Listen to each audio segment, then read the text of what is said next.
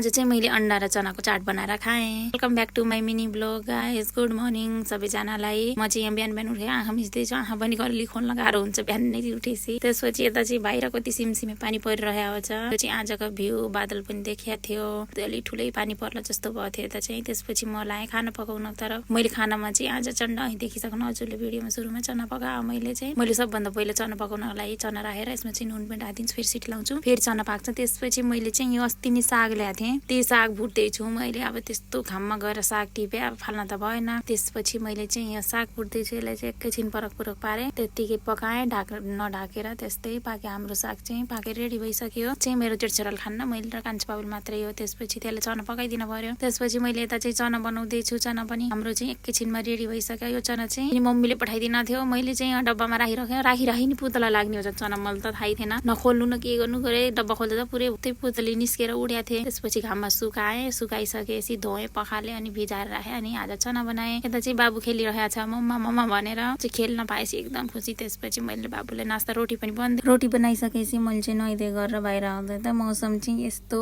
पुरै घाम लाएर कस्तो टाटो घाम लाग्थ्यो। के घाम भयो। त्यसपछि मैले चाहिँ यहाँ एउटा अन्डा फ्राई गरेँ। त्यसपछि अन्डामा चना राखेँ अनि प्याज टमाटर काटेर राखेँ, काक्ती निचोरेँ। अनि यो चाहिँ हाम्रो अन्डाको चाट चाहिँ रेडी भइसक्यो। रेडी भइसकेपछि उहाँ चाहिँ दिदी दिदीको छोरो पनि त्यति बसेको थियो, त्यसलाई मैले खा भनेर दिएको त बाबु पनि उहाँ निदैमा पुरै उठेर कस्तो गरे, निदमा उठेर मैले पनि खान्छु भने उसको भाग त खोसेर, मेरो भाग खाएन, मैले दिएको उसको भाग खोसेर पुरै खायो। पनि यता खाँदैछु।